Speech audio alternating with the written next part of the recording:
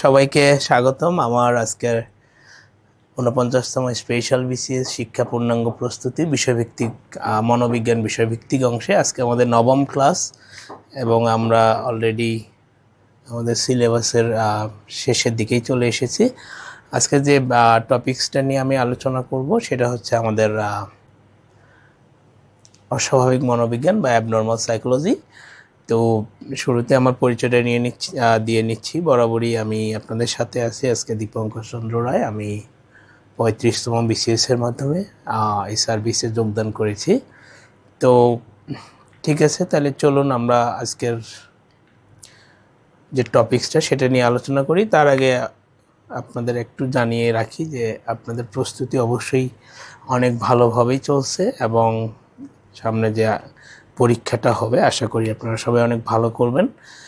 তো আপনাদের এই সময়ের প্রস্তুতিটা কিন্তু খুবই গুরুত্বপূর্ণ এবং আমি আবারও জোর দিয়ে বলছি যে আমি যতটুকু পড়াচ্ছি শুধু সেটুকুর মধ্যে আপনারা সীমাবদ্ধ থাকবেন না। আমি হয়তো একটা নির্দিষ্ট সিলেবাস বা নির্দিষ্ট সময়ের মধ্যে যতটুকু সম্ভব সেই বিষয়গুলো নিয়ে আমি আলোচনা করছি, বাট বিশেষ কিন্তু আনসার্টেন এবং একদম মানে কিছু কিছু কোশ্চিন আসবে হয়তো যেগুলো আপনারা সেভাবে হয়তো কোথাও খুঁজে পাবেন না বা অনেক কঠিন আসতে পারে। তো সেগুলো নিয়ে আপনারা মানে বেশি চিন্তা না করে আসলে ইন জেনারেল পরীক্ষাটা আপনারা কীভাবে ভালো করবেন বা অধিকাংশ কোশ্চিন আপনারা কীভাবে সমাধান করতে পারবেন সঠিকভাবে সেই বিষয়ে আপনাদের মাথায় রাখতে হবে। আর এরকম দুই একটা কোশ্চিন সব বিসিএসেই থাকে যেগুলো একেবারেই এক্সেপশনাল, যেগুলো হয়তো আপনাদের টোটালি আনকমন থাকবে। সেগুলো নিয়ে আপনাদের ঘাবড়ানোর কোনো কারণ নেই, কারণ সেটা পারলেই যে আপনার বিসিএস হবে তা না। সেটার বাইরে যেগুলো আপনাদের কোশ্চিন আছে সেই বিষয়গুলোর প্রতি আপনাদের বেশি জোর দিতে হবে। তো আপনাদের কাছে হয়তোবা এই টপিকসটা খুবই কঠিন লাগতে পারে বা একটু আনকমন লাগতে পারে, বিশেষত যেহেতু এই যে অ্যাবনর্মাল সাইকোলজির ম্যাক্সিমাম টার্ম হচ্ছে ইংলিশ থেকে নেওয়া এবং অনেক বাঙালি লেখক বা অনেক শিক্ষক আছেন যারা হয়তো সেগুলোকে বিভিন্নভাবে বাংলা করার চেষ্টা করেছেন। তো আপনারা হচ্ছেন টেকনিক্যাল যে টার্ম আমরা বলি, যে মূল শব্দটাকে অবশ্যই মাথায় রাখবেন, তাহলে আপনাদের অ্যান্সার করতে তেমন কঠিন বলে মনে হবে না আমার বিশ্বাস। তো আজকে আমাদের যে মনোবিজ্ঞানের অংশ সেটি হচ্ছে পার্ট 4, আপনারা জানেন অ্যাবনর্মাল সাইকোলজি। এবং আজকে আমাদের যে বিষয়গুলো নিয়ে আলোচনা করব সেগুলো হচ্ছে anxiety based disorder. Anxiety based disorder আসলে বেশ কয়েক ধরনেরই রয়েছে। আমরা কয়েকটা বিষয় নিয়ে একটু আলোচনা করব। যেমন এখানে রয়েছে জেনারেলাইজ অ্যাংজাইটি ডিসঅর্ডার বা আমরা বলি JAD। এরপরে ফোবিয়া। আমাদের ফোবিয়া কীভাবে সৃষ্টি হয়, কত ধরনের ফোবিয়া আছে সেগুলো নিয়ে একটু আলোচনা করব। সোমাটোফর্ম অ্যান্ড ডিসোসিয়েটিভ ডিসঅর্ডারস, এটার দুইটা টাইপস নিয়ে আমরা একটু আলোচনা করব। সেটা হচ্ছে একটা হচ্ছে কনভার্সন ডিসঅর্ডার, একটা হচ্ছে হাইপোকন্ড্রিয়াসিস। তো আমি আগেই বলেছি যে এই বাংলা শব্দগুলো হয়তো আপনাদের খুবই আনকমন লাগবে বা অনেক সময় কঠিনও লাগতে পারে, বাট আপনারা হচ্ছে মূল টার্মটা মনে রাখবেন, দেখবেন যে আপনাদের অ্যান্সার করতে অনেকটাই সহজ হবে। এর মধ্যে অ্যাংজাইটির মধ্যে আরেকটা বিষয় ছিল, সেটা হয়তো আপনাদের সিলেবাসে নাই, তারপরেও আপনারা চেষ্টা করবেন সেটাকে একটু মাথায় রাখার জন্য, সেটা হচ্ছে প্যানিক। হ্যাঁ, তো চলুন তাহলে আমরা প্রথমেই শুরু করি যে অ্যাংজাইটি বেসড ডিসঅর্ডারগুলো আসলে কি। তবে সবার আগে আমি দুটো টার্ম একটু আপনাদের ক্লিয়ার করতে চাই। একটা হচ্ছে আমরা বলি যে যখনই এই সাইকোলজিক্যাল ডিসঅর্ডার নিয়ে আমরা আলোচনা করি দুটো টার্ম খুবই গুরুত্বপূর্ণ, এগুলো আপনারা মাথায় রাখবেন। আমরা একটাকে বলি সাইকোটিক এবং আরেকটাকে বলি নিউরোটিক।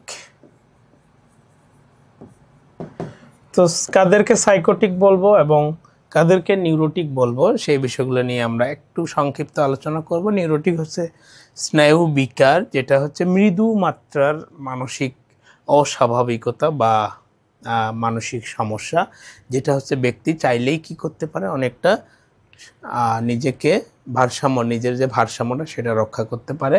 বাট সাইকোটিক যখন হয়ে যায় একজন ব্যক্তি থেকে, নিউরোটিক থেকেই কিন্তু বেসিক্যালি একটা পর্যায়ে সাইকোটিক হতে পারে। হ্যাঁ, তো সাইকোটিকটা হচ্ছে একটু সিভিয়ার লেভেলে, বা আমরা যেটাকে বলি অ্যাকিউট, তীব্র মাত্রার, তখন কিন্তু এই এই বিষয়টা তখন আর অনেকটা নিজের নিয়ন্ত্রণে থাকে না, বা ব্যক্তি ভারসাম্য বজায় রাখতে পারে না। তখন তাকে কিসে যেতে হয়, অনেক সময় মেডিকেশনে যেতে হয়, বা দীর্ঘমেয়াদী একটা চিকিৎসার মধ্যে যেতে হয়।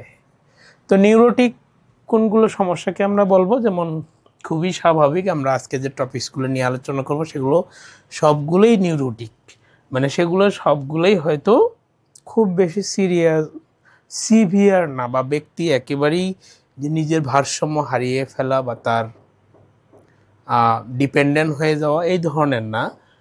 যেমন আমাদের খুবই কমন একটা হচ্ছে অ্যাংজাইটি, ডিপ্রেশন, স্ট্রেস। হ্যাঁ, যেমন আমরা দেখেছি প্যানিক বা ফোবিয়া, এগুলো সবই হচ্ছে নিউরোটিক, যদিও এটার মাত্রা কিন্তু কম বেশি আছে, হয়তো একেবারেই খুব বেশি হলে সেটা ব্যক্তির পক্ষে কন্ট্রোল করা সম্ভব হয় না। বাট সাইকোটিকের ক্ষেত্রে তখন কিন্তু সেটা অনেক সিভিয়ার লেভেলে থাকে, অনেক ইন্টেন্স থাকে, হ্যাঁ, বা অনেক অ্যাকিউট থাকে। তো সাইকোটিকের একটা টাইপ যেমন আমরা আপনাদের সিলেবাসে আছে, সেটাকে বলা হয় স্কিজোফ্রেনিয়া,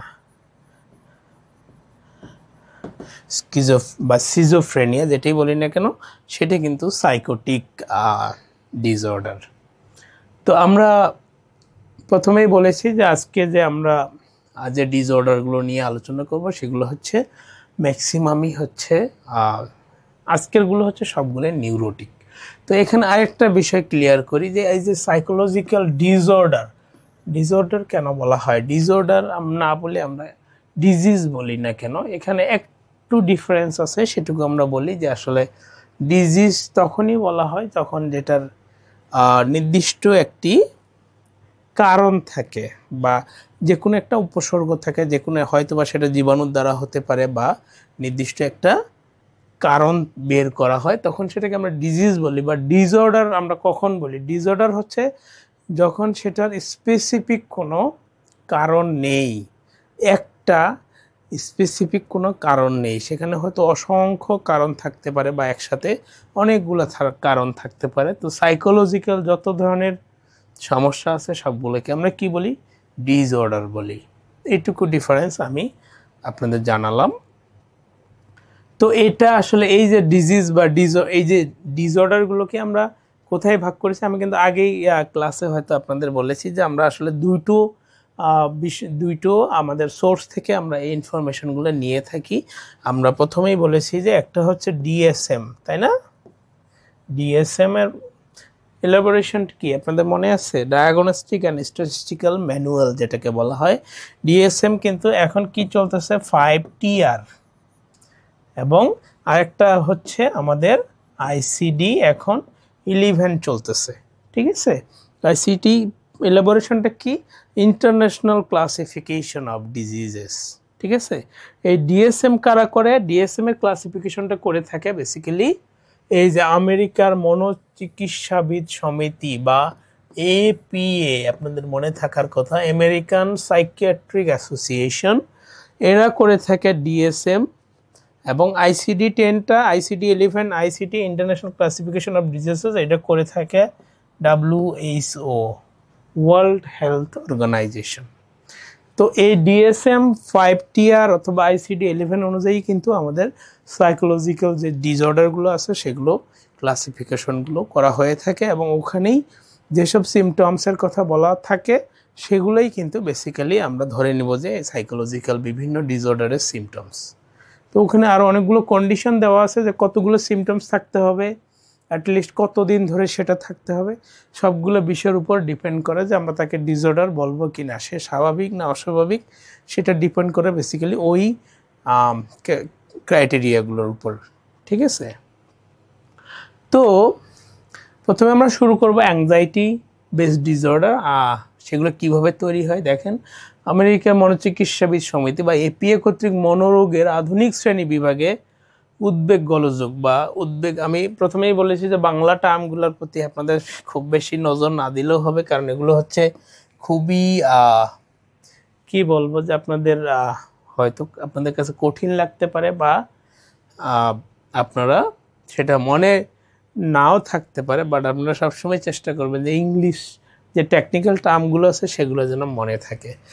তো অ্যাংজাইটি ডিসঅর্ডারের কথা বলা হয়েছে নিউরোসিস বিভাগে। আমি বলেছি যে কোনটা আমরা নিউরোসিস বলবো, কোনটা সাইকোসিস বলবো, বা কোনটা নিউরোটিক, কোনটা সাইকোসিস। তো এই যে অ্যাংজাইটিটা এটা কিন্তু নিউরোসিস বিভাগে, যদিও নিউরোসিস শব্দটি এখন আর শ্রেণী বিভাগে ইউজ করা হয় না। এই শ্রেণী বিভাগের জন্য আমরা এখন ইউজ করি ডিএসএম এবং আইসিডি। তো নিউরোসিসের অর্থ হচ্ছে স্নায়ু বিকার।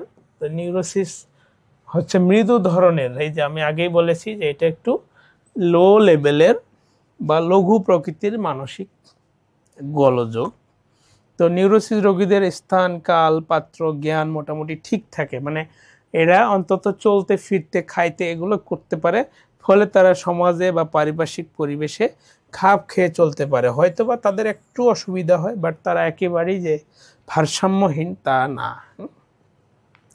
নিউরোসিস রোগীরা অন্তর্দৃষ্টি অক্ষুণ্ণ থাকে এবং এরা বিপজ্জনক হয় না। এদের যে ইন্ট্রোস্পেকশন বা কোনটা ভালো কোনটা মন্দ সেই বিবেচনা করার ক্ষমতাটা থাকে, যার কারণে তারা কিন্তু কি হয় না, বিপজ্জনক হয় না। তো এই যে উদ্বেগ গোলযোগ বা অ্যাংজাইটি ডিসঅর্ডার এগুলো আবার কয়েক ধরনের হয়ে থাকে। আমরা একটু দেখি টাইপসগুলো। উদ্বেগ গোলযোগ এই যে 4 ধরনের এখানে বলা হয়েছে, যেমন জেনারেলাইজ অ্যাংজাইটি ডিসঅর্ডার আমি বলেছি, যেটাকে আমরা জিএডি বলি। প্যানিক ডিসঅর্ডার, প্যানিক বা আতঙ্কাঘাত। ফোবিক ডিসঅর্ডার, হ্যাঁ, ফোবিয়া আপনারা জানেন যে অমূলক ভীতি, যেটা হচ্ছে অকারণে কোনো কারণ ছাড়াই কোনো কিছু ভয় পাওয়া। আর একটা হচ্ছে অবসেসিভ কম্পালসিভ ডিসঅর্ডার, এটার নাম হয়তো আপনারা অনেকেই জানেন, সেটাকে আমরা বলি ওসিডি। ওসিডি বা অনেকে বাংলা বিভিন্ন নামে ডাকে, যেমন কেউ বলে সূচিবায়ু, হ্যাঁ, কেউ বলে তার মাথায় সমস্যা আছে। যাই হোক, সেগুলো হচ্ছে অবসেসিভ কম্পালসিভ ডিসঅর্ডার। এছাড়া আরও কিছু অ্যাংজাইটি বেসড ডিসঅর্ডার আছে, যেমন সোশ্যাল অ্যাংজাইটি। আমরা হয়তো অ্যাংজাইটির মধ্যে দেখব যে সমাজে যে কোনো একটা ভূমিকা পালন করতে গেলে আমরা ভয় পাই, বা 10 জনের সামনে যদি আপনাকে হঠাৎ করে দাঁড়িয়ে দিয়ে বলা হয় যে আপনি কিছু বলেন, আপনি কি হবেন, হয়তো কাঁপতে পারে আপনার হাত পা, হয়তো আপনি ঘেমে যেতে পারেন। সবগুলোই হচ্ছে সোশ্যাল অ্যাংজাইটির। সেপারেশন অ্যাংজাইটি, এই যে বিচ্যুত হওয়ার, হয়তো কোনো একটা অ্যাটাচমেন্ট রিলেশন থেকে হঠাৎ করে বিচ্যুতি হওয়ার বা রিলেশন ছাড়াছাড়ি হওয়ার যে ভয়টা, সেটাকে সেপারেশন অ্যাংজাইটি বলা হয়।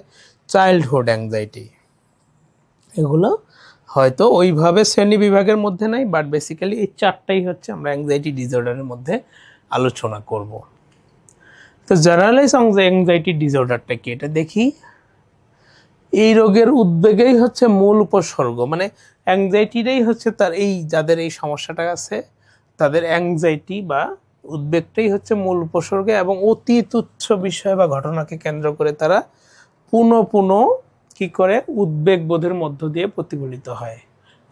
ছোটোখাটো বিষয় নিয়ে তাদের মধ্যে দেখবেন যে স্ট্রেস, হয়তো একটা জিনিস এক জায়গায় ভালো মতো রাখা নাই, সেই জিনিসটা নিয়ে দেখা গেল সেটা কেন ভালো মতো রাখে নাই, বা জিনিসটা পড়ে যেতে পারে, ভেঙে যেতে পারে, অনেক কিছু একবারে সে অ্যাংজাইটি নিয়ে ফেলে, যা সার্বক্ষণিক রোগীর মনে পরিব্যাপ্ত হয়ে থাকে। ফলে সর্বদাই রোগীর মধ্যে অস্বস্তি কাজ করে, অশান্তি কাজ করে, অস্থিরতা কাজ করে।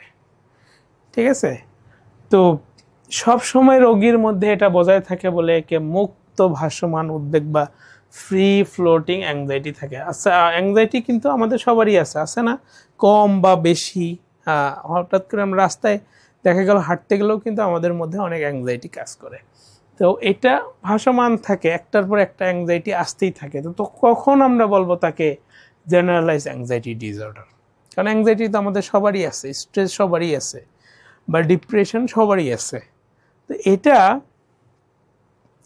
যখন একজন ব্যক্তির স্বাভাবিক কার্যক্রমে ব্যাঘাত সৃষ্টি করে বা অসুবিধার সৃষ্টি করে, তখনই আমরা তাকে অ্যাংজাইটি বা জেনারেলাইজ অ্যাংজাইটি ডিসঅর্ডার বলবো। ঠিক আছে, এই রোগে উদ্বেগের অবস্থা দুরকম অবস্থা পরিলক্ষিত হয়। একটিকে বলা হয় ক্রনিক অ্যাংজাইটি বা স্বল্প মাত্রার স্থায়ী উদ্বেগ, যেটা হচ্ছে আমাদের কম বেশি সবারই আছে। আর একটা হচ্ছে অন্যটিকে বলা হয় অ্যাকিউট অ্যাংজাইটি অ্যাটাক বা তীব্র উদ্বেগের আক্রমণ। এইটা যখন হবে তখনই তাকে আমরা কি বলবো, যে সে একজন অ্যাংজাইটি ডিসঅর্ডারে আক্রান্ত ব্যক্তি। ঠিক আছে, তো এর সিমটমসগুলো কি কি আমরা একটু দেখি। অ্যাংজাইটি ডিসঅর্ডার অতিরিক্ত ভয় বা অস্থিরতা যা 6 মাস, আমি প্রথমেই বলেছি যে ডিএসএম এ কিন্তু সিমটমসগুলো তো বলা আছেই, কিন্তু ডিসঅর্ডার পর্যায়ে যাওয়ার জন্য সেখানে বলাই আছে যে সেই অ্যাটলিস্ট কয়টা সিমটমস তার মধ্যে থাকতে হবে এবং কতদিন থাকতে হবে। ঠিক আছে, এই যে কমপক্ষে 6 মাস তার মধ্যে এই বৈশিষ্ট্যগুলো থাকতে হবে। ব্যক্তির অস্থিরতা নিয়ন্ত্রণভাবে চলা, নিচের লক্ষণগুলোর মধ্যে কমপক্ষে 3টি লক্ষণ থাকতে হবে এবং 6 মাস বা তার বেশি সেটা থাকতে হবে, তাহলেই তাকে আমরা বলবো যে সে অ্যাংজাইটি ডিসঅর্ডারে আক্রান্ত। তো এই যে এটা হচ্ছে প্রাপ্তবয়স্কদের জন্য। আবার শিশুর মধ্যে যদি একটি লক্ষণ থাকে এবং সেটা 6 মাস বা তার বেশি সময় চলে, তখনই কিন্তু তাকে আমরা বলবো যে সে অ্যাংজাইটি বেসড বা জেনারেলাইজ অ্যাংজাইটি ডিসঅর্ডারে আক্রান্ত। তো এই যে 3টা এবং বা একটা যে বৈশিষ্ট্যগুলো, এগুলো কি? কোনো কিছু মনে রাখতে না পারা, তার দেখা গেল কোনো কিছুই মনে থাকতেছে না, অস্থিরতা আছে তার মধ্যে, সে সারাক্ষণ অস্থির, মনোযোগের সমস্যা, ঠিক আছে, সে অ্যাটেনশন ধরে রাখতে পারে না, সে প্রচণ্ড বিরক্তবোধ প্রকাশ করে, মাংসপেশিতে ব্যথা বা শক্ত হওয়া, ঘুমের সমস্যা হতে পারে, এবং এই রোগ শারীরিক, সামাজিক ও পেশাগতভাবে ব্যক্তির স্বাভাবিক জীবনযাপন কি করবে? ব্যাহত করবে। প্রত্যেকটা ডিসঅর্ডারই কিন্তু তখনই হবে ডিসঅর্ডার যখন তার সেটা সামাজিক, পারিবারিক বা পেশাগতভাবে তার সমস্যা করে। তো এটা হচ্ছে দেখেন, অ্যাংজাইটি কিন্তু ডিপ্রেশনে যারা রোগী তাদের মধ্যে 50 থেকে 70% পেশেন্টের মধ্যে কিন্তু তাদের অ্যাংজাইটি আছে। অ্যাংজাইটি একটা পর্যায়ে গিয়ে ডিপ্রেশনে পরিণত হয়। তো আপনারা নিশ্চয়ই বুঝতে পেরেছেন যে কি কি বৈশিষ্ট্য এবং কতদিন থাকতে হবে বা অ্যাটলিস্ট কয়টা বৈশিষ্ট্য থাকতে হবে। ঠিক আছে, তাহলে আমরা পরের স্লাইডে দেখি যে কেন হয় জেনারেলাইজ অ্যাংজাইটি ডিসঅর্ডারগুলো। প্রথমটা বংশগতির প্রভাব, বা আমরা যেটাই বলি জেনেটিক্যাল বা হেরিডিটি, যেটাই বলি না কেন, বংশগতির প্রভাবের কারণে কিন্তু জেনারেল অ্যাংজাইটি ডিসঅর্ডারটা হয়ে থাকে। ফ্যামিলির কারোর মধ্যে যদি হয়ে থাকে তাহলে সেটা বংশানুক্রমিকভাবে বাবা মার কাছ থেকে শিশু বা সন্তানের কাছে আসতে পারে। জৈব রাসায়নিক প্রভাব, যেটাকে আমরা বলি যে আমাদের ব্রেইনে যে নিউরো ট্রান্সমিটার, মানে যে নিউরো সঞ্চালনগুলো হয়, সেগুলোর তারতম্যের কারণে কিন্তু জেনারেল অ্যাংজাইটি হতে পারে। প্রজনন বিদ্যা অনুসারে এটা বেসিক্যালি ওরা বুঝিয়েছেন যে আসলে টুইন, ঠিক আছে, টুইন যারা আইডেন্টিক্যাল টুইন, দেখা গেল যে একজনের যদি অ্যাংজাইটি থাকে তার সাথে যে আরেকজন টুইন আছেন তারও কিন্তু অ্যাংজাইটি হওয়ার সম্ভাবনা অনেক বেশি। পারিপার্শ্বিক প্রভাব, এই পারিপার্শ্বিক প্রভাবটা হচ্ছে আমাদের সামাজিক প্রভাব হতে পারে, হ্যাঁ, আমাদের পরিবেশগত যে প্রভাবগুলো রয়েছে অ্যাংজাইটি তৈরি, সেগুলো মডেল বা অনুকরণ, সেটা হচ্ছে হয়তো কাউকে দেখে আমার মধ্যে সেটা ডেভেলপ করতে পারে। ছোট বাচ্চার মধ্যে দেখা গেল মায়ের কাছ থেকে দেখে সেটা ডেভেলপ করতে পারে। একটা জিনিসে মা হচ্ছে, তেমন তেলাপোকা হচ্ছে মা ভয় পায়, সেটা থেকে বাচ্চা কি করলো, সেও এটা অনুকরণ করে ফেললো এবং বাচ্চাও দেখা গেলো তেলাপোকা ভয় পাচ্ছে। বিপজ্জনক তাড়না নিয়ন্ত্রণের অক্ষমতা, আমাদের যে কিছু আছে ড্রাইভ, আমরা বলেছি যে যেমন সেক্সুয়াল ড্রাইভ, সেটা অনেক সময় আমরা নিয়ন্ত্রণ করতে পারি না বা আমরা ভয় পাই, সেই অক্ষমতা থেকেও এটি জেনারেল অ্যাংজাইটি ডিসঅর্ডার হতে পারে। পাপ বা অপরাধ বোধ, আমাদের মধ্যে এমন কিছু পাপ বা অপরাধ বোধ আছে যেগুলো অপ্রকাশিত বা আমি ছাড়া অন্য কেউ জানে না, সেগুলোও কিন্তু আমাদের ইন্টারনালি এক ধরনের কি তৈরি করে? অ্যাংজাইটি তৈরি করে। গুরুত্বপূর্ণ সিদ্ধান্ত গ্রহণে দ্বিধা ও দ্বন্দ্ব, ঠিক আছে, আপনার কাছে আপনি কোন সিদ্ধান্ত নেবেন, আপনি কোন দিকে পড়াশোনা করবেন, কোথায় ভর্তি হবেন, ঠিক আছে, কোন জবটা নেবেন বা কোনটা ছাড়বেন, এই ধরনের সিদ্ধান্ত গ্রহণের ক্ষেত্রেও কিন্তু অনেক সময় অ্যাংজাইটি তৈরি হয়। অতীত ঘাতমূলক, এই ঘাত কিন্তু কি বলে, ইংলিশে বলে হয় ট্রমা, ঠিক আছে। এই যে ফ্রয়েডের থিওরি থেকে আমরা জানি যে আসলে পূর্বের যদি কোনো ধরনের ট্রমা থেকে থাকে বা বড় ধরনের অ্যাবিউসের শিকার হয়ে থাকে, সেই অভিজ্ঞতা কিন্তু একসময় কি করে? অ্যাংজাইটি তৈরি করে, যেটা আমরা হয়তো অনেক দিন রিপ্রেসড করে রেখেছি বা অবদমন করে রেখেছি, বাট একটা পর্যায়ে যখন সেই উপাদানগুলো আরও শক্তি হয়ে প্রকাশ পায় তখন সেটা অ্যাংজাইটি বা একটা সিমটমস হয়ে বের হয়। ঠিক আছে, তাহলে অ্যাসেসমেন্ট আমরা কি করি, কিভাবে করব যে তার মধ্যে অ্যাংজাইটি আছে? একটা বায়োকেমিক্যাল অ্যাসেসমেন্ট আমরা বলি, যে মেডিকেল বা বিভিন্ন টেস্টের মাধ্যমে, একটা হচ্ছে সাইকোলজিক্যাল অ্যাসেসমেন্টের মাধ্যমে আমরা অ্যাংজাইটি ডিসঅর্ডার আছে কিনা সেটা দেখতে পারি। সাইকোলজিক্যাল অ্যাসেসমেন্টের মধ্যে কী কী আছে? মনোবৈজ্ঞানিক মানক, আমরা বিভিন্ন ধরনের স্কেল ব্যবহার করে থাকি।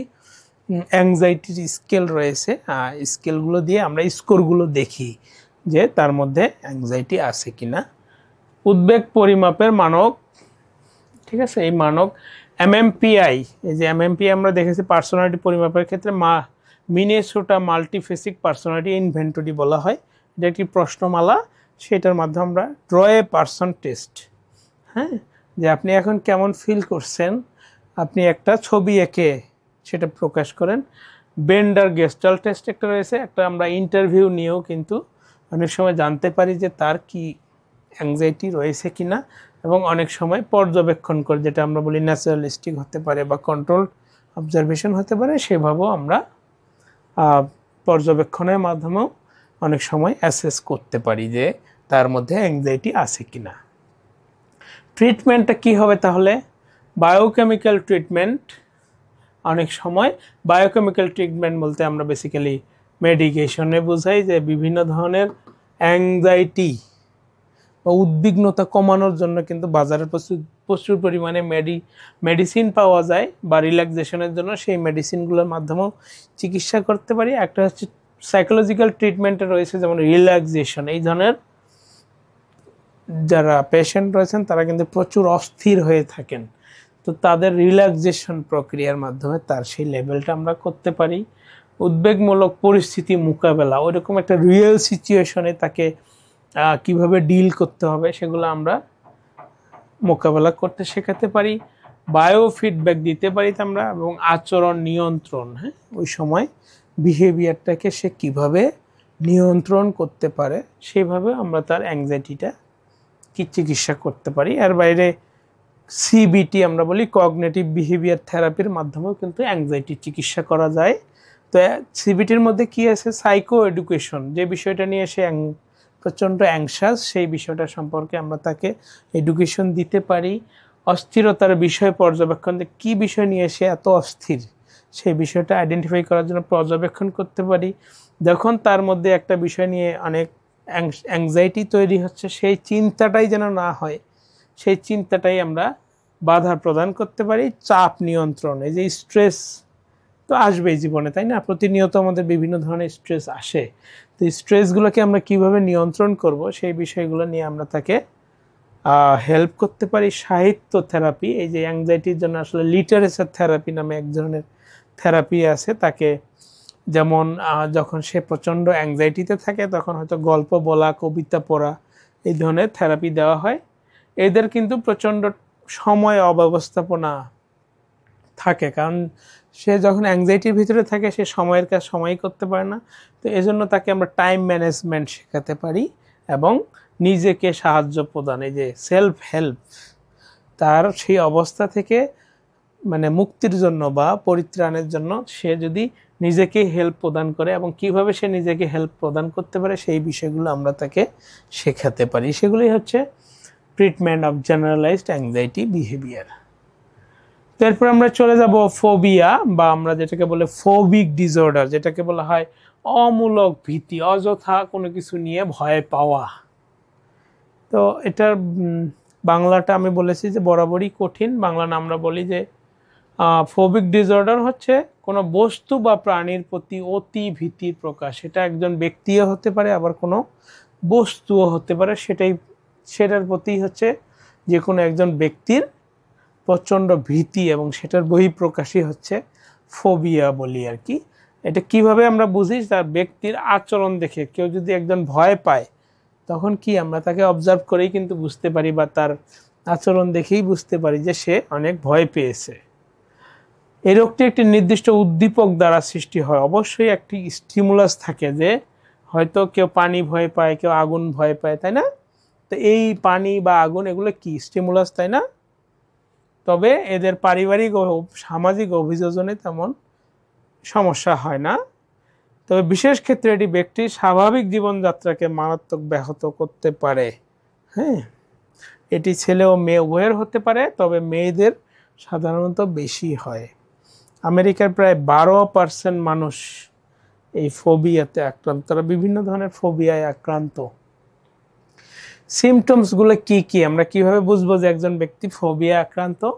দেখেন, ফিজিক্যাল সাইন, আমরা কিছু ফিজিক্যাল, যেহেতু তার আচরণের মাধ্যমে সেটা প্রকাশ পায়, অবশ্যই সেটা ফিজিক্যাল সাইন দেখে আমরা বুঝবো। যেমন তার শ্বাস প্রশ্বাসের জটিলতা, কেউ ভয় পেলে কি হবে, তার শ্বাস প্রশ্বাস ঘন হয়ে যাবে বা জটিল হয়ে যাবে, মাথা ঘোরা বা চিন্তা শূন্যতা, হঠাৎ করে সে ব্ল্যাঙ্ক হয়ে যেতে পারে, তার মাথা ঘুরতে পারে, তার বুকে ব্যথা করতে পারে, তার এই যে পাকস্থলী কাজ নাও করতে পারে, দেখা গেল পাকস্থলী বা তার পেট খারাপ হতে পারে। হ্যাঁ, বিভিন্ন ধরনের সিমটমস পেট ব্যথা হতে পারে, কম্পন দেওয়া বা ঝাঁকুনি দেওয়া। অনেকে কিন্তু ভয় পেলে কি হয়, শরীর কেঁপে ওঠে। আর একটা অনেক সময় ঘাম হয়, প্রচণ্ড ভয় পেলে কিন্তু ব্যক্তি ঘেমে যায়।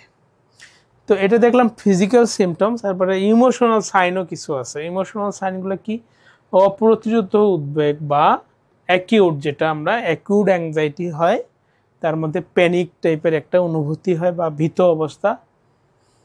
অব্যবহৃত তীব্র প্রয়োজন অনুভব করা, অবাস্তব বা নিজের থেকে বিচ্ছিন্ন চিন্তা সে করতে পারে, নিয়ন্ত্রণ হারানোর ভয়, হয়তো সে মনে করতে পারে সে কন্ট্রোল করতে পারবে না নিজেকে, এমন অনুভূতি হওয়া যেন আপনি মারা যাচ্ছেন, এরকম অনুভূতিও হয়। আবার সে কি ভয় নিয়ন্ত্রণে অক্ষম হয়, ওই সময় তার সেই ভয় কন্ট্রোল করার মতো অবস্থা থাকে না।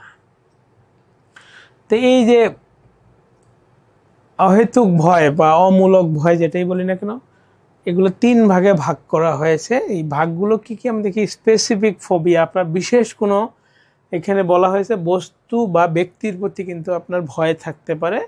তো এই ভয়গুলো কি কি? অ্যাস্ট্রাফোবিয়া, প্রথমটাই আপনারা হয়তো, অ্যাস্ট্রাফোবিয়াটাকে বলা হয় বজ্রপাতের প্রতি ভয়, যেমন বজ্রপাতের শব্দ শুনলেও কিন্তু অনেকে ভয় পায়। অ্যারোফোবিয়া, যেটাকে বলা হয় যে যেমন বিমানে ওঠা, অনেকে বিমানে উঠতে অনেক ভয় পায়। সাইনোফোবিয়া, এই যে কুকুর দেখলে অনেকে ভয় পায়। হ্যাঁ, যেমন ছোটবেলায় হয়তো তাকে কুকুর যদি কখনো কামড় দিতে আসে বা এরকম পরিস্থিতির শিকার হয়, তখন তার এই ভয়টা ডেভেলপ করে। অ্যাক্রোফোবিয়া, অনেকে কি হয়, উঁচু জায়গায় কিন্তু উঠতে ভয় পায়, এটাকে বলে অ্যাক্রোফোবিয়া। এই যে ক্লাস্ট্রোফোবিয়া, একটা বদ্ধ জায়গায় থাকলে কিন্তু অনেকে দম বন্ধ হয়ে আসে বা ভয় পায়। মনোফোবিয়া, অনেকে একা একা থাকলেই ভয় পায়, সেটাকে মনোফোবিয়া বলে। পাইরোফোবিয়া, এটা বলে আগুন দেখলে ভয় পায় অনেকে। এই নাইট্রোফোবিয়া, এটা অন্ধকারকে অনেকেই ভয় পায়, ধরুন অনেক অন্ধকার, সেটাকে ভয় পায়। হেমাটোফোবিয়া, অনেকে রক্ত দেখলে ভয় পায়। জুফোবিয়া, অনেকে কি প্রাণী দেখলে ভয় পায়। এবং প্যাথোফোবিয়া, বা আমরা বলি যে বিভিন্ন রোগে আক্রান্ত হওয়ার অনেকে ভয়ে থাকে যে আমার কি না কি হয়েছে। এর বাইরেও আরও কিছু ভয় আছে, যেমন ক্যাটোপেট্রোফোবিয়া বা দ্য ফিয়ার অফ মিরর্স, অনেকে কিন্তু আয়না দেখলেও ভয় পায়। আর একটা কোকোফোবিয়া, দ্য ফিয়ার অফ আগলিনেস, হ্যাঁ, নিজেকে কুৎসিত দেখায়, এরকম একটা তার মধ্যে ভয় কাজ করে, এই জন্য সে কি করে, বারবার আয়না দেখে। আর ইউরোফোবিয়া, দ্য ফিয়ার অফ রেড, অনেকে রেড কালার দেখলেও ভয় পায়। আর নেলোফোবিয়া, দ্য ফিয়ার অফ গ্লাস, কাঁচ দেখলে অনেকে ভয় পায়, সেটাকে বলে নেলোফোবিয়া। হ্যাঁ, এর বাইরেও আছে অক্লোফোবিয়া এবং এই যে পগ্নোফোবিয়াটা হচ্ছে দ্য ফিয়ার অফ বিয়ার্ডস, অনেকেই আছে যে দাড়ি দেখলেও ভয় পায়, মানুষের দাড়ি দেখলেও ভয় পায়।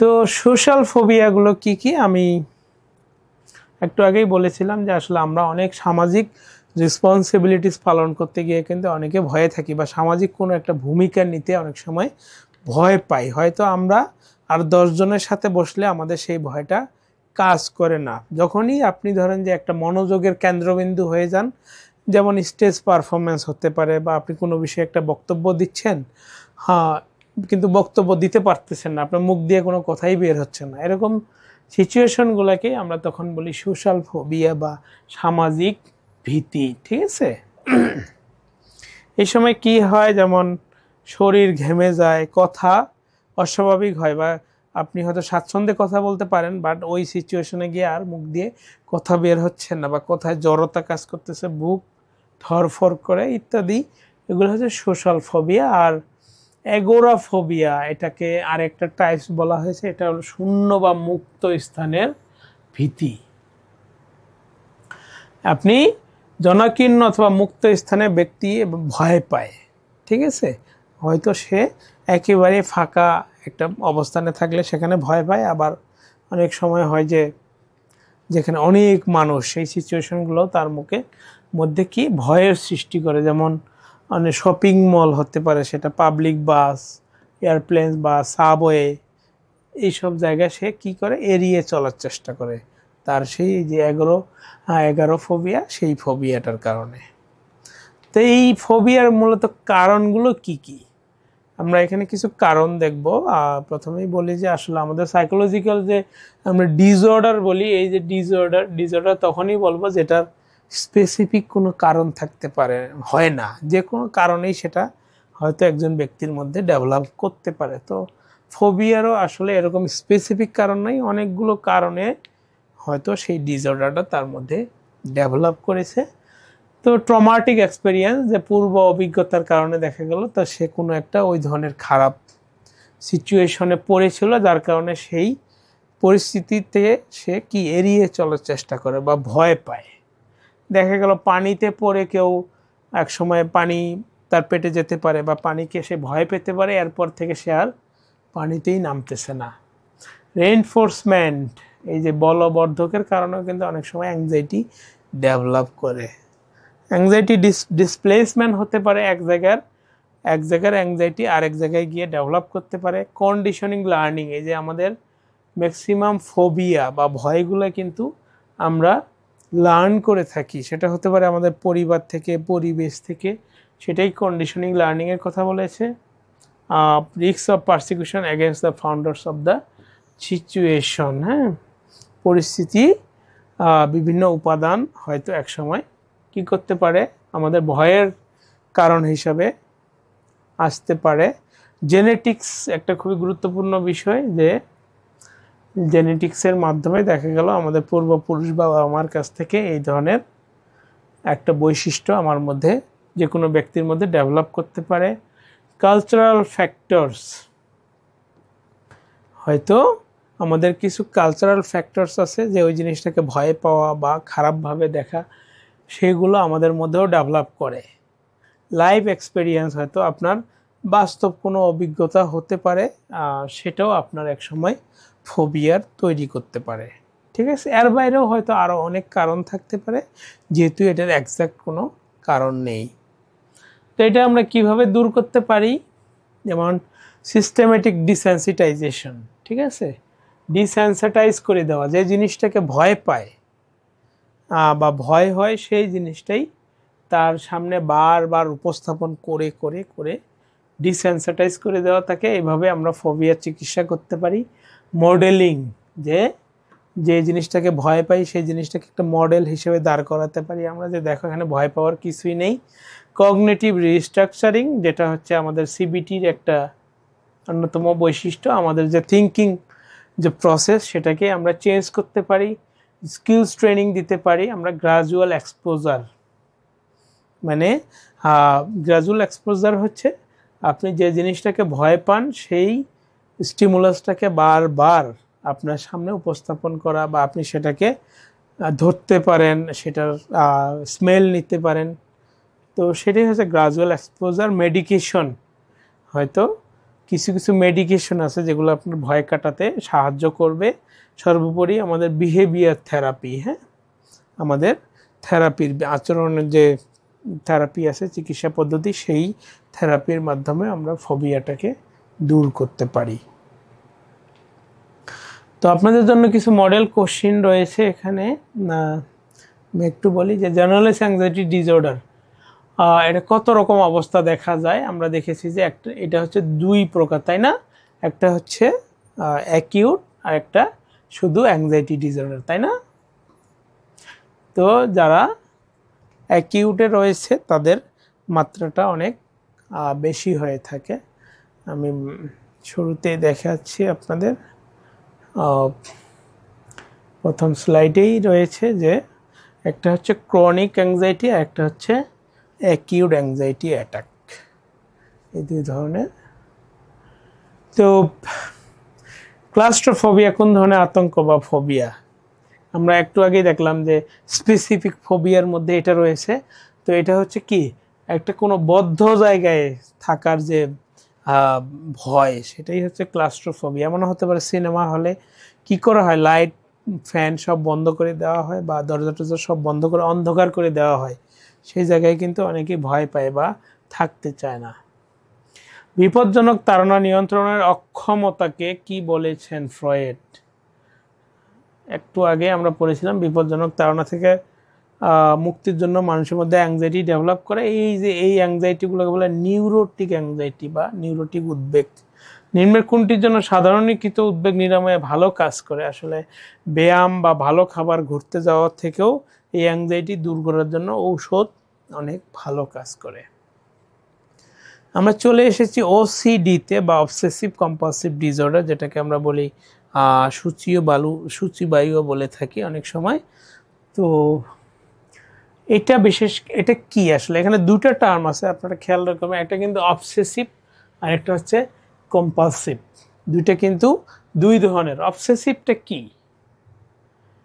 এটা এখানে দুইটা আছে, দুটো বিষয় আছে। এই রোগে আক্রান্ত ব্যক্তি কোনো বিশেষ চিন্তা বা ক্রিয়ার অধীন বশবর্তী হয়। এই একটা হচ্ছে চিন্তা, বিশেষ চিন্তা, আর একটা হচ্ছে বিশেষ ক্রিয়া বা বিশেষ কাজ।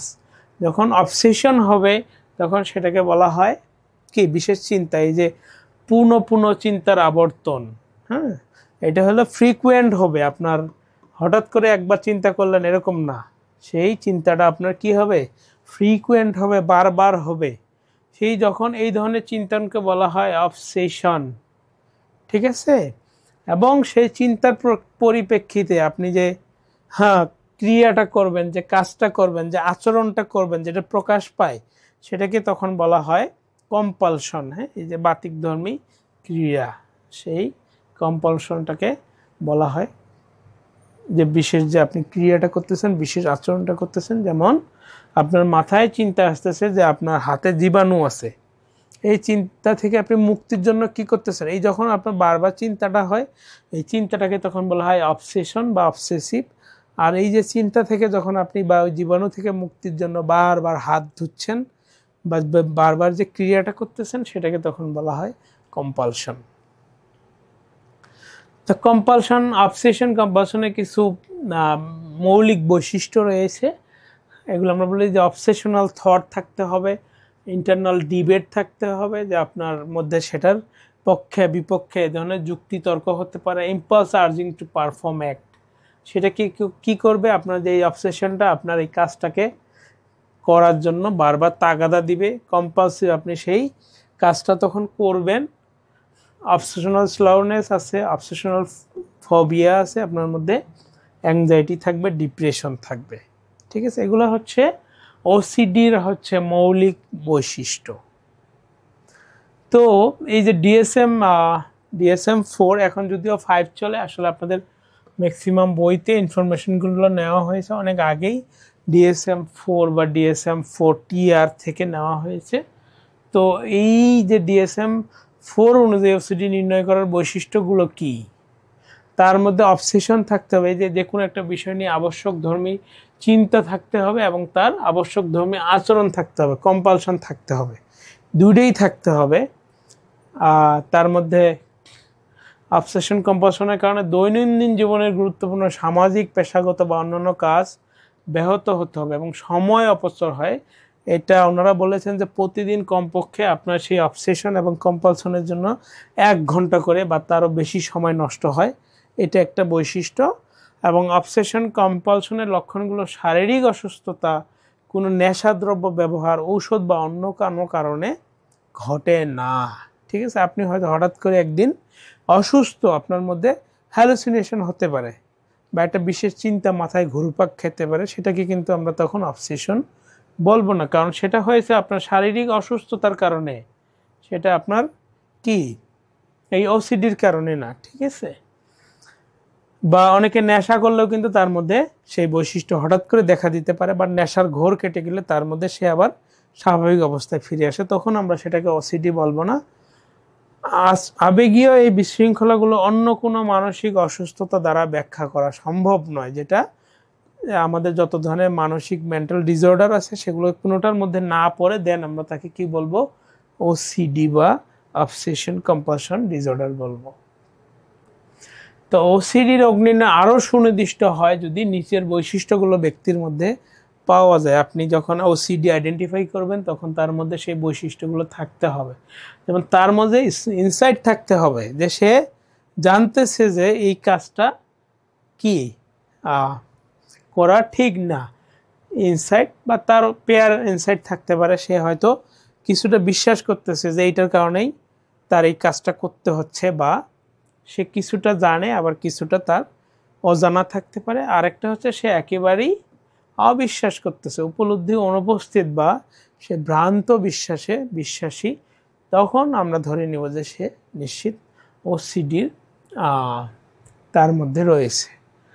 তো ওসিডি সম্পর্কিত কিছু ব্যাখ্যা দিয়েছে, যে মনোসমীক্ষণ তত্ত্ব বা সাইকো অ্যানালাইটিক থিওরি, যেমন ওনারা বলেছেন যে আমাদের স্ট্রাকচার অফ পার্সোনালিটিতে ওনারা বলেছেন যে কি একটা অ্যানাল স্টেজ রয়েছে না, অ্যানাল স্টেজ, ফ্রয়েড বলেছেন যে অ্যানাল স্টেজে অতিরিক্ত কি শাসনের কারণে তার কি হয়ে যায়, ফিক্সেশন হয়ে যায়। তো এই ফিক্সেশনের কারণেই সে তার কিন্তু এক সময় ওসিডি ডেভেলপ করতে পারে, এবং ওই চিন্তাটা যখন তার মধ্যে প্রবল আকার ধারণ করে তখন কিন্তু সেই কাজটা বারবার করতে থাকে, যেমন সে বারবার নিজেকে পরিষ্কার করতে পারে, হ্যাঁ, তখন এটা ওসিডির মধ্যে পড়ে। বিহেভিয়ার থিওরির মতে হচ্ছে ওনারা বলেছেন যে আসলে এই বৈশিষ্ট্যগুলো আমরা কি করি, আমরা শিখে থাকি, লার্ন, ঠিক আছে। আর জ্ঞানীয় তত্ত্ব কগনিটিভ থিওরি ব্যাখ্যা করেছেন যে আসলে ওসিডি আমাদের কোথা থেকে, আমাদের ব্রেইন থেকেই সেটা ডেভেলপ করে। তো এই কজেসগুলো কি কি আসলে ওসিডির স্পেসিফিক কজেস, যেমন অবদমন প্রক্রিয়ার ব্যর্থতা, যেটা আমরা বলেছিলাম রিপ্রেশন, ফ্রয়েডের সেই থিওরিতে, যেমন তার অ্যানাল স্টেজে যদি সঠিকভাবে তার মধ্যে লার্নিংটা না হয়, দেন তার মধ্যে কিন্তু সে ওটাকে আর চেপে রাখতে পারবে না বা রিপ্রেস করতে পারবে না, সেটা একসময় ভিন্নভাবে প্রকাশ করবে, সেটা হতে পারে তার অবসেশন বা কম্পালশনের মাধ্যমে। রিঅ্যাকশন ফরমেশন, সে একটা নিজে ব্যাখ্যা দাঁড় করিয়ে সেটার প্রতি সে বারবার আচরণ করতে থাকে, যার কারণে অবসেসিভ কম্পালসিভ হতে পারে। আতঙ্ক গোলযোগ বা কি, আতঙ্ক হচ্ছে প্যানিকের ফলে সেই কাজটা বারবার করতে পারে। ভবিষ্যৎ অনিশ্চয়তা ও আশঙ্কা বোধ থেকেও এটা হতে পারে।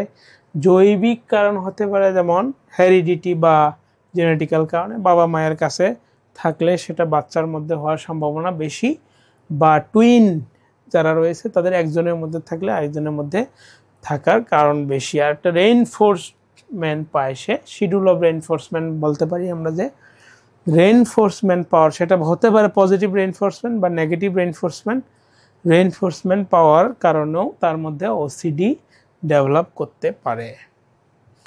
ট্রিটমেন্ট আমরা কিভাবে করব, ট্রিটমেন্ট হচ্ছে এক্সপোজার করতে পারি সেই জিনিসটা, যে জিনিসটার প্রতি তার বারবার অবসেশন বা কম্পালশন হচ্ছে, সেই জিনিসটার প্রতি তাকে আমরা বারবার মুখোমুখি করতে পারি, সেই জিনিসটার সাথে না করে সেটার জন্য আমরা প্রিভেনশন করতে পারি বা সেই অ্যাক্সেসটা বন্ধ করে দিতে পারি।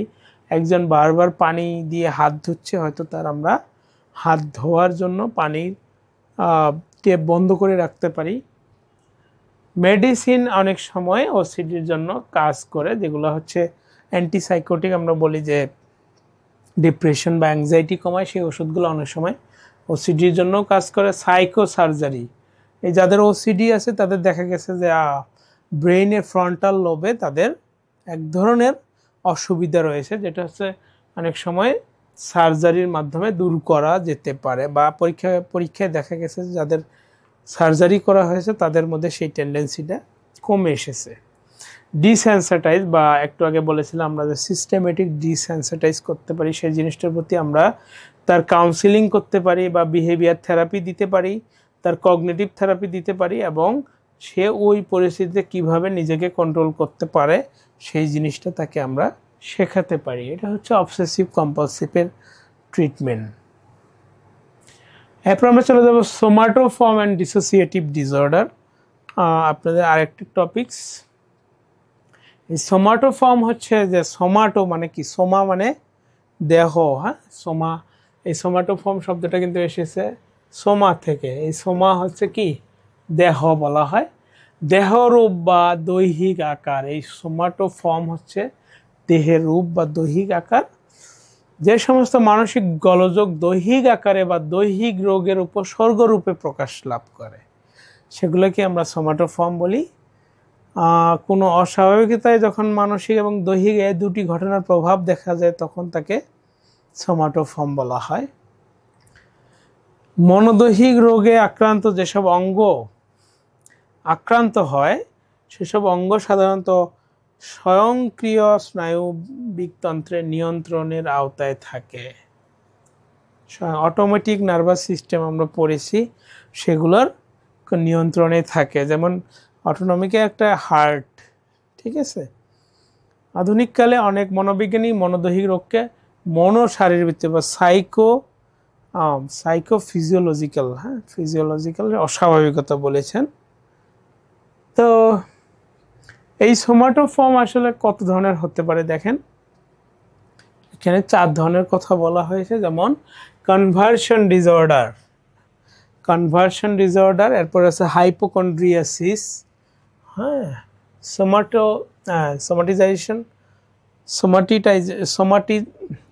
সোমাটাইজেশন ডিসঅর্ডার, আরেকটা হচ্ছে সাইকোজেনিক পেন, বিভিন্ন জায়গায় পেন ফিল করা বাট যেটার হচ্ছে কোনো বাস্তব ভিত্তি নেই। এছাড়া আরও কিছু মনোদৈহিক রোগ রয়েছে। মনোদৈহিক রোগ ও স্বয়ংক্রিয় স্নায়ুতন্ত্র, আমরা বলেছি আগেরটাই যে সেগুলো অটোনমিক যে আমাদের নার্ভাস সিস্টেম সেগুলোর সাথে জড়িত। হৃৎপিণ্ড ও রক্তনালী সম্বন্ধীয় প্রতিক্রিয়া, একটা শ্বাস প্রশ্বাস, এগুলো সবগুলোই কিন্তু আমাদের স্বয়ংক্রিয়, এগুলা অটোমেটিক চলে, এগুলো হচ্ছে আমাদের ইচ্ছার উপর ডিপেন্ড করে না। তো সোমাটোফর্ম এবং ডিসোসিয়েটিভ আলোচনার আগে আমরা দেখেছি যে সোমাটোফর্মের যে বিভিন্ন রূপ রয়েছে তার মধ্যে দুটো নিয়ে আমরা আলোচনা করব। একটা হচ্ছে কনভার্সন ডিসঅর্ডার, এটা বিপরিণামী বা অনেক জায়গায় কি আছে রূপান্তরমূলক গোলযোগ। তো এই কনভার্সন ডিসঅর্ডারের কিন্তু প্রাচীন নাম ছিল হিস্ট্রিয়া। আপনারা এই নামটার সাথেই মনে হয় যে খুব বেশি পরিচিত, প্রায় পত্রিকায় দেখা যায় যে হিস্ট্রিয়া রোগে আক্রান্ত হয়ে অমুক প্রতিষ্ঠানে এতজন অসুস্থ। তো এই হিস্ট্রিয়া শব্দটা আসলে কি, হিস্ট্রিয়া শব্দটি গ্রিক শব্দ হিস্টিরো থেকে এসেছে। এই হিস্টিরো শব্দের অর্থ হচ্ছে জরায়ু বা ইউটেরাস বলা হয়।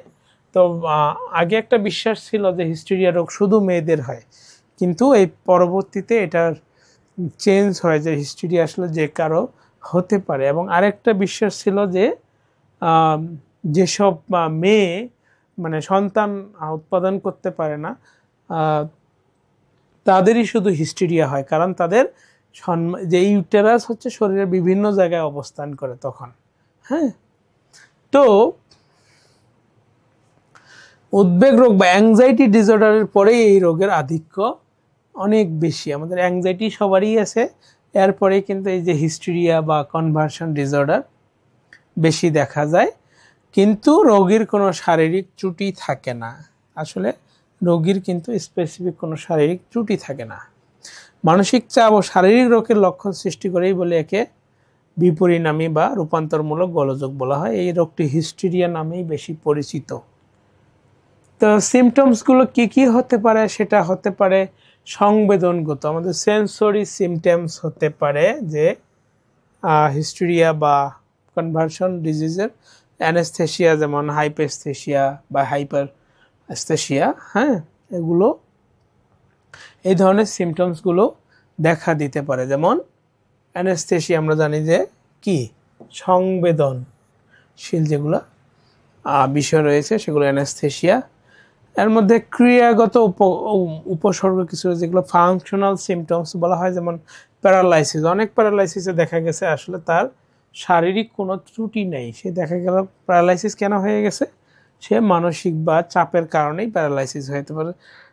অ্যাস্টাসিয়া অ্যাবাসিয়া, ঠিক আছে, এটা বাংলা হচ্ছে ত্রিশঙ্কু। এই সিমটমসটাও হতে পারে। স্পিচ ডিসঅর্ডার, যাদের হচ্ছে মানসিক কারণে অনেকে কিন্তু স্পিচ ডিসঅর্ডার আছে বা ডিলে আছে, স্ট্যামারিং হতে পারে, যাদের ফিজিক্যাল কোনো কি নেই, কোনো ভিত্তি নেই।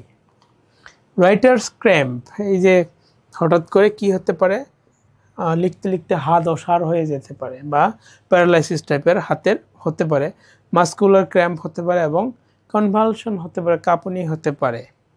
আন্তঃযন্ত্রীয় কিছু উপসর্গ আছে যেগুলো আমাদের ইন্টারনাল বা ম্যাক্সিমামই হচ্ছে আমাদের পেট বা ইন্টারনাল যেসব আমাদের অর্গান আছে সেগুলোর মধ্যে হয়তো, যেমন নশিয়া হতে পারে, টনসিলাইটিস, হ্যাঁ, এই যে ক্রনিক ডিসেন্ট্রি, যেটা আমরা বলি যে কন্টিনিউয়াস তার ডিসেন্ট্রি হচ্ছে, যার কোনো শারীরিক ভিত্তি নাই।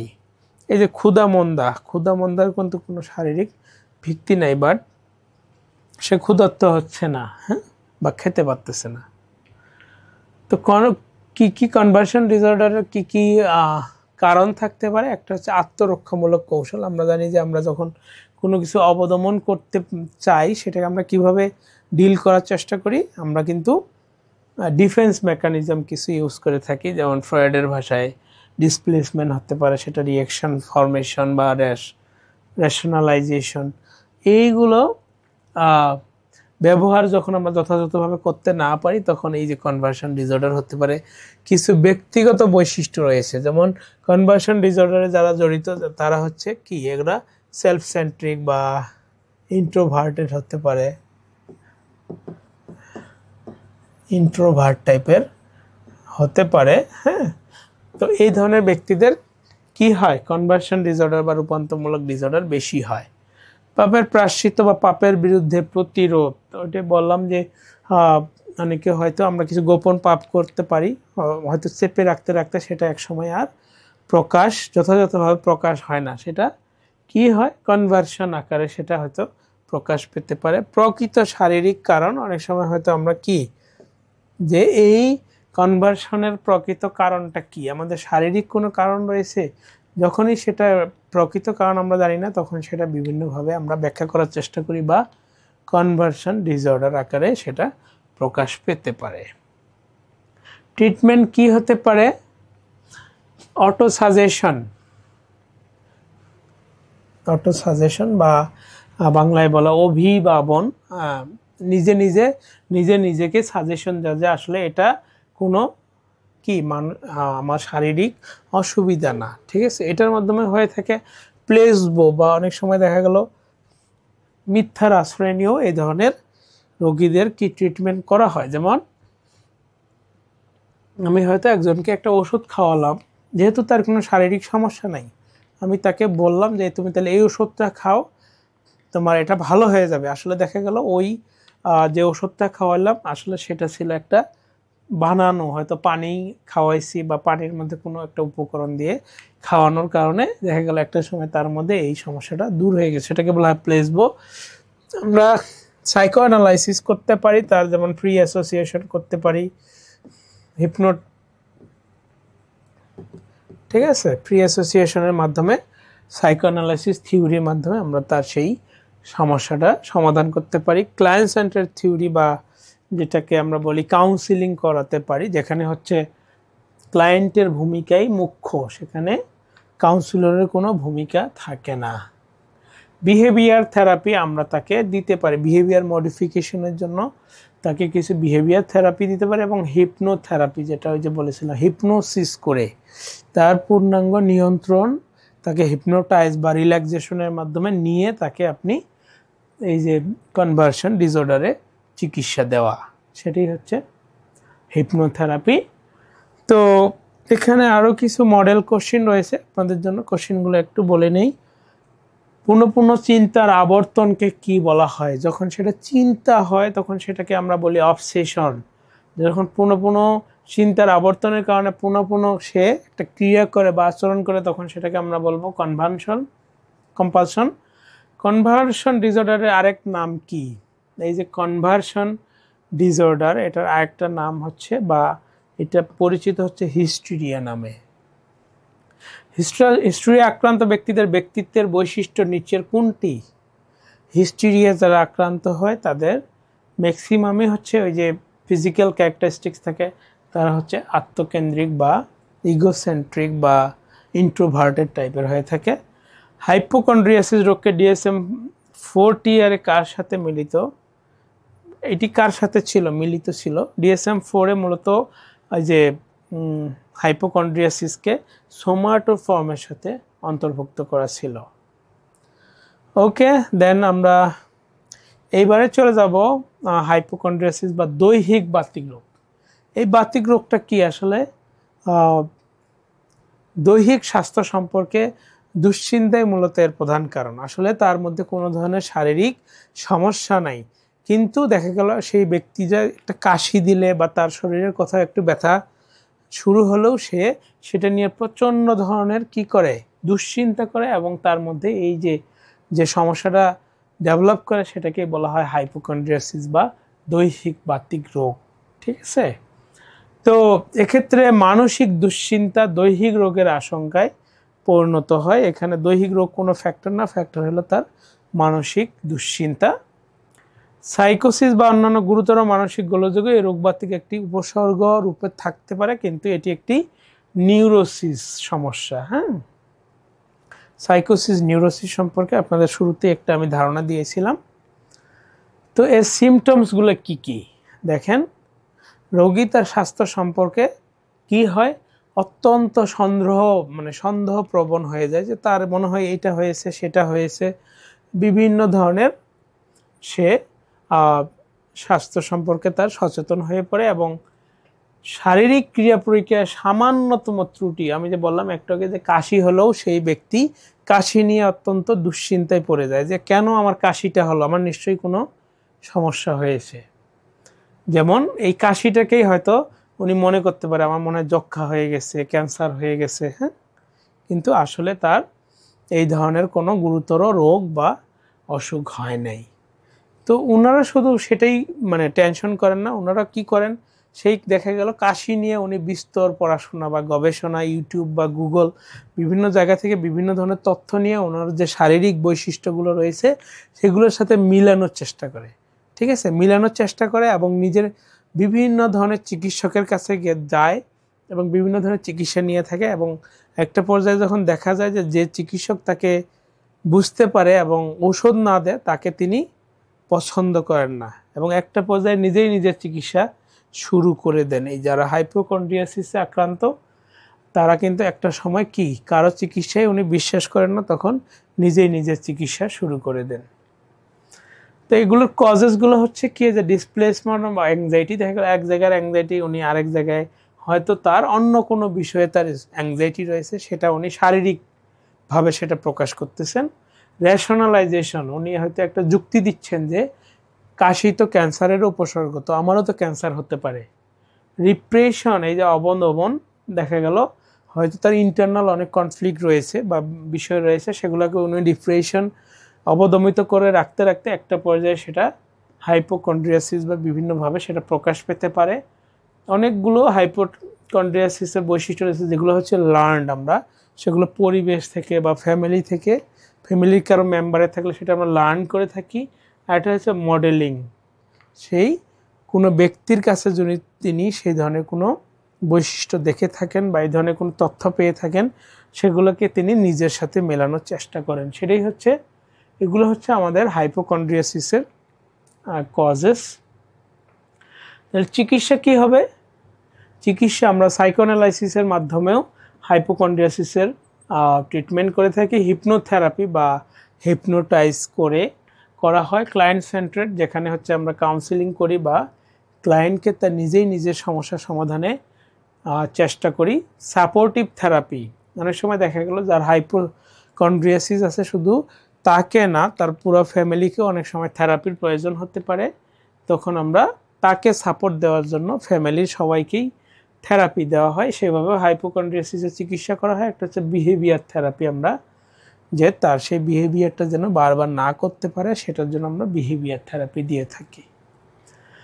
তো সবার শেষে আমরা একটা টপিক্সে চলে এসেছি, সেটার নাম হচ্ছে ডিসোসিয়েটিভ ডিসঅর্ডার বা বিচ্ছিন্নতামূলক বিকৃতি। আমরা বলি যে সে সব কিছু থেকে কি হয়, বিচ্ছিন্ন হয়ে যায়। উনি নিজেকে অনন্যতা বোধ, মানে আমি হচ্ছে ইউনিক, আমার মধ্যে আমি অমুক তমুক, এই ধরনের বৈশিষ্ট্যগুলো তার মধ্যে প্রকট হয়ে যায়।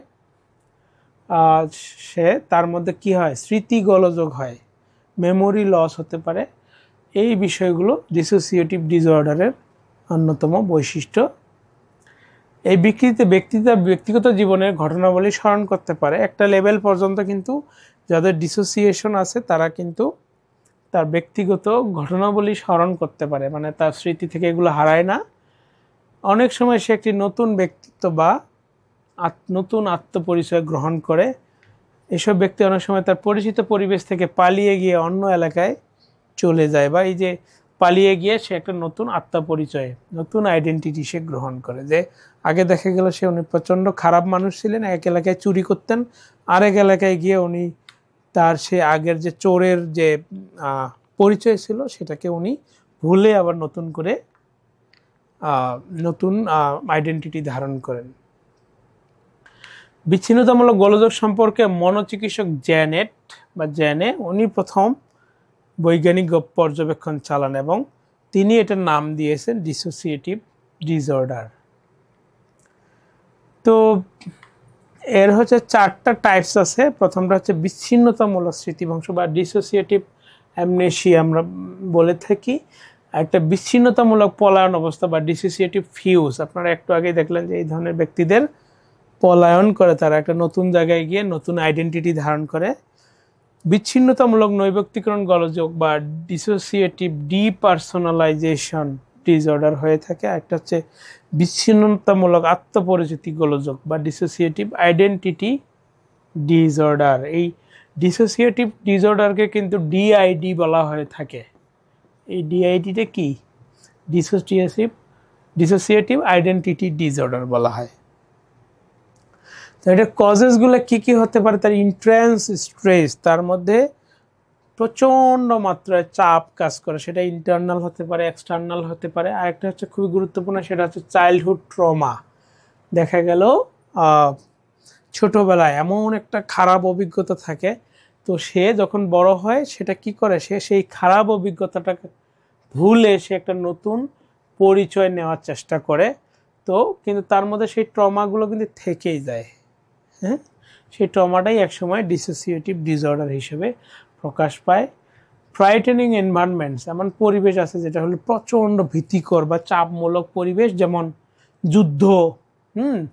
যুদ্ধ কি মানুষ মনে রাখতে চায়, সে কিন্তু ভুলে দেওয়ার চেষ্টা করে, এটাই একসময় ডিসোসিয়েটিভ ডিসঅর্ডার হিসেবে প্রকাশ পায়। মেডিকেল ইভেন্টস হতে পারে, তার কি মেডিকেল অনেক ইস্যুস থাকতে পারে যেটা তার হচ্ছে স্মৃতিভ্রংশের বা এই যে ডিসোসিয়েটিভ ডিসঅর্ডার তৈরি করতে সাহায্য করে। বা দেখা গেল যে ব্রেইনে কোনো ধরনের ইনজুরি বা অ্যাক্সিডেন্ট করলেও কিন্তু অনেক সময় ডিসোসিয়েটিভ ডিসঅর্ডার ডেভেলপ করে। জেনেটিক্স বা তার নিউরোলজিক্যাল অ্যাবনর্মালিটিস থাকতে পারে, আসলে জেনেটিক্যাল অনেক বিষয় থাকতে পারে যেগুলো তার ডিসোসিয়েটিভ ডিসঅর্ডার তৈরি করে। আর আদার ট্রমাটিক ইভেন্টস, সেটা হলো আমরা দেখি চাইল্ডহুড বা অ্যাডাল্টহুড কিছু ট্রমা রয়েছেই, সেটা হয়তো ফ্যামিলি বা পরিবারে। এর বাইরেও আরও কিছু ট্রমাটিক ইভেন্টস থাকতে পারে, সেটা প্রফেশনাল জায়গায় হতে পারে বা শিক্ষা প্রতিষ্ঠানে হতে পারে। সাবস্টেন্স ইউজ, ডিসোসিয়েটিভ ডিসঅর্ডারের অন্যতম একটা কারণ হচ্ছে কিন্তু এই যে মাদক দ্রব্য বা সাবস্টেন্স ইউজ, নেশাগ্রস্ত কোনো জিনিস গ্রহণ করলে অনেক সময় মানুষের স্মৃতি ভংস হয়। আর একটা হচ্ছে অ্যাবিউস, প্রচণ্ড পরিমাণে অ্যাবিউসের শিকার হলে, সেটা ছোটোবেলায় হোক বা বড়োবেলায় হোক, তখন কিন্তু কারো ব্যক্তি ডিসোসিয়েটিভ ডিসঅর্ডার হতে পারে। ট্রিটমেন্টগুলো আমরা কি কি নিব, প্রথমটাই বলা হয়েছে সাইকোথেরাপি, বা এই সাইকোথেরাপির আরেকটি নাম আছে, সেটাকে বলা হয় টক থেরাপি। ব্যক্তির সাথে নিবিড়ভাবে একটা সেটিংসে তার সাথে কথা বলে তাকে সেই পুরনো স্মৃতিগুলো অনেক সময় কি করা হয়, মনে করানোর চেষ্টা হয়, সেভাবেও তার ডিসোসিয়েটিভ ডিসঅর্ডারের চিকিৎসা করা হতে পারে। এরপর আমরা সিবিটি করতে পারি, তার বর্তমান যে থট প্রসেস, সেই থট প্রসেসটাকে আমরা একটু চেঞ্জ করতে পারি। ডায়ালেকট্রিক্যাল বিহেভিয়ার থেরাপি বা এটাকে ডিবিটি বলা হয়। এই ডিবিটি হচ্ছে কনভারসেশনের মাধ্যমে তার স্মৃতিটাকে ফিরিয়ে আনা। Eye movement desensitisation and reprocessing therapy, যেটাকে বলা হয় ইএমডিআর এর মাধ্যমেও ডিসোসিয়েটিভ ডিসঅর্ডারের ট্রিটমেন্ট করা হয়। সাইকোডাইনামিক থিওরি, ফ্রয়েডের সাইকোডাইনামিক থিওরি বা আমরা যেটাকে বলি ফ্রি অ্যাসোসিয়েশন বা ড্রিম অ্যানালাইসিসের মাধ্যমে এই থেরাপিটা ইউজ করে ডিসোসিয়েটিভ ডিসঅর্ডারের চিকিৎসা করা হয়। মেডিকেশন ইউজ করা হয় অনেক সময়। গ্রাউন্ডিং টেকনিক্স আছে, যেমন ব্যক্তিকে প্রেজেন্টে ওনার যে ফিলিংসগুলোকে জানার জন্য কিন্তু গ্রাউন্ডিং টেকনিক্স ইউজ করা হয়। যেমন একজন ব্যক্তিকে যদি বলা হয় যে ঠিক আছে তুমি এখন 4টা খাবারের স্বাদ ফিল করো, ঠিক আছে, হয়তো তার খুবই পছন্দের 4টা খাবারের সে স্বাদ ফিল করতেছে, টেস্ট। এবং সবচেয়ে যে গুরুত্বপূর্ণ সেটা হচ্ছে প্রোভাইড সোশ্যাল সাপোর্ট। এই ধরনের ব্যক্তিদের কিন্তু সোশ্যাল সাপোর্ট, বিশেষত পরিবারের সবারই সাপোর্ট খুবই গুরুত্বপূর্ণ। এই সাপোর্টটা যদি সে যথাযথভাবে পায়, তার হচ্ছে ডিসোসিয়েটিভ ডিসঅর্ডারের ট্রিটমেন্টটা অনেক ভালো হয়। তো সেটাও একটা ট্রিটমেন্ট ডিসোসিয়েটিভ ডিসঅর্ডারের। এখানে কয়েকটি কোশ্চেন রয়েছে আপনাদের জন্য। নিচের কোনটি বিচ্ছিন্নতামূলক গোলযোগের উপবিভাগ নয়? আমরা দেখেছি যে ডিসোসিয়েটিভ অ্যামনেসিয়া আছে, ফিউজ আছে বা ডিপার্সোনালাইজ, এই যে আত্মপরিচিতি গোলযোগ রয়েছে। তো এটা হচ্ছে স্বপ্নচারিতা হচ্ছে ডিসোসিয়েটিভ ডিসঅর্ডারের কোনো উপবিভাগ নয়। ডিসোসিয়েটিভ ডিসঅর্ডার, আইডেন্টিটি ডিসঅর্ডারের আরেকটি নাম কি? ডিসোসিয়েটিভ আইডেন্টিটি ডিসঅর্ডার বা এটাকে বলা হয় মাল্টিপল পার্সোনালিটি। Multiple personality